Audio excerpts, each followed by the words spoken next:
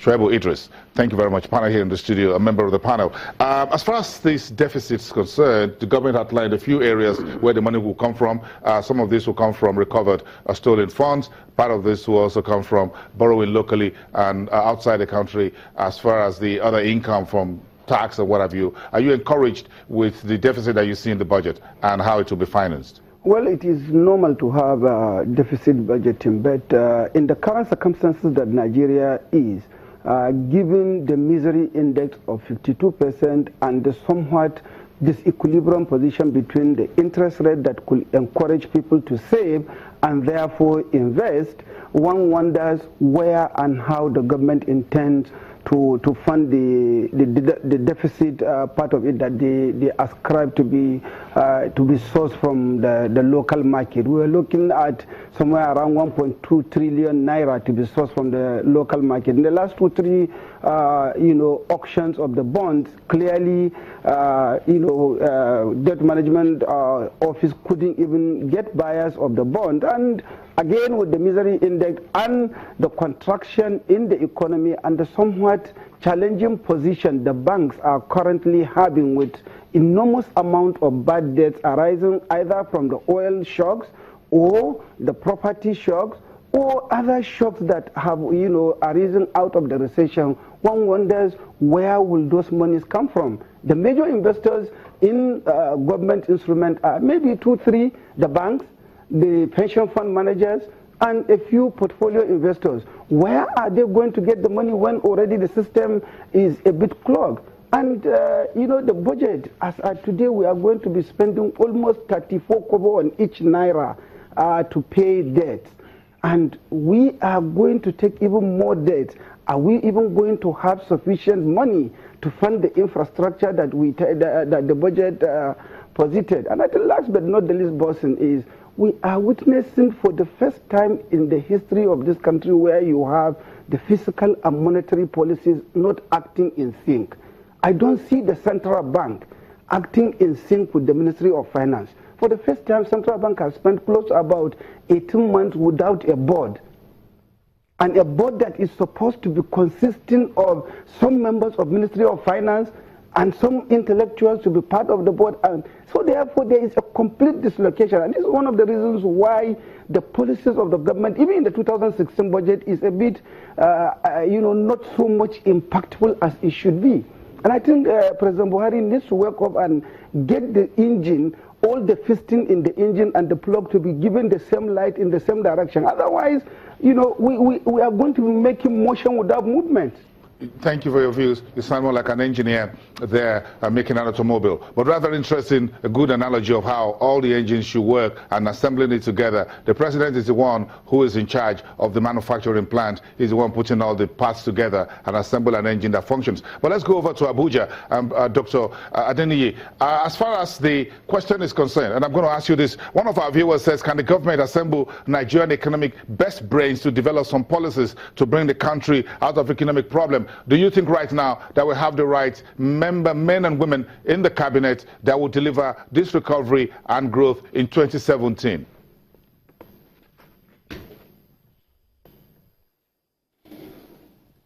Well, many thanks, Basim. If you ask me, I would say yes, and this is not to be sycophantic, but just to let you know that some of these people also have very competent assistants.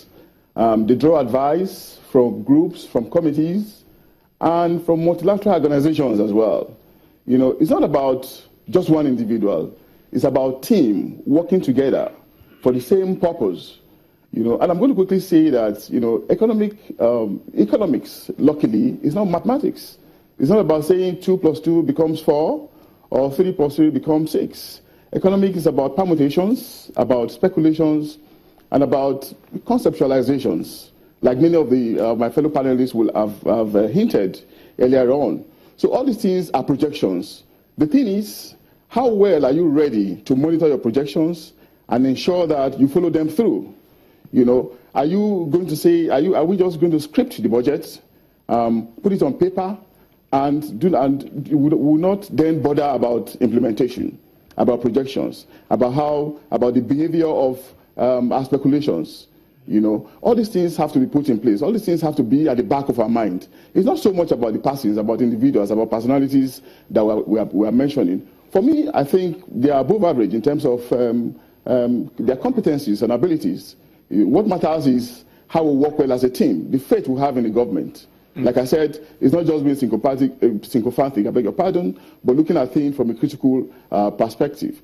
Yes, there are imperfections. Yes, there are inadequacies, there are downsides.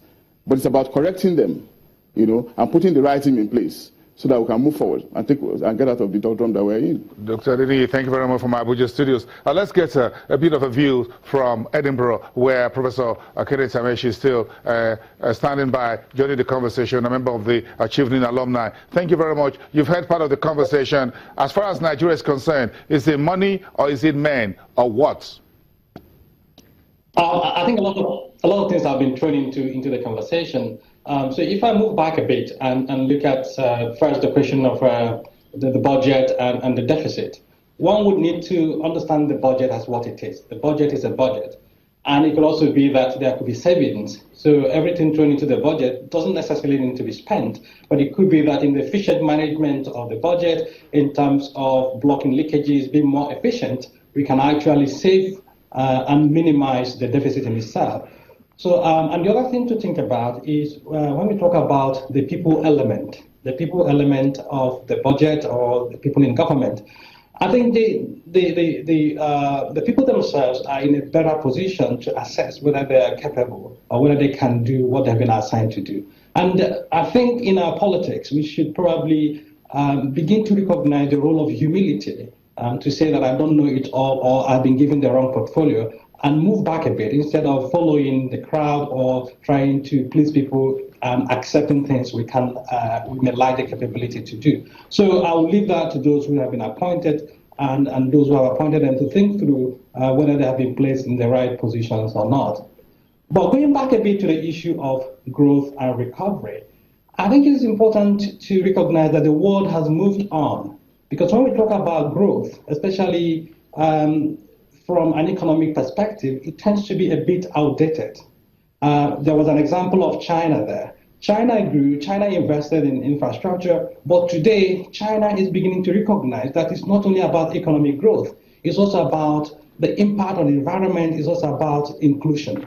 And they're beginning to invest a lot more to address the environmental degradation that have been caused as a result of so much investment in manufacturing. So we need to come to that point of understanding growth, not only from an economic perspective, but to look at it more from a sustainable perspective. Okay, Professor. Sustainability here doesn't necessarily mean in terms of longevity, but it's about recognizing the environmental and social dimensions of growth. And the budget, I think it was slipped in at the last point, I think point 59, where it was mentioned that the budget is also about sustainable growth and inclusion. I want to see that mainstreamed in the conversation because for me it looks as an ad hoc and a peripheral activity. It needs to be embedded in the core of the budget if we are truly concerned and committed to sustainable growth and development.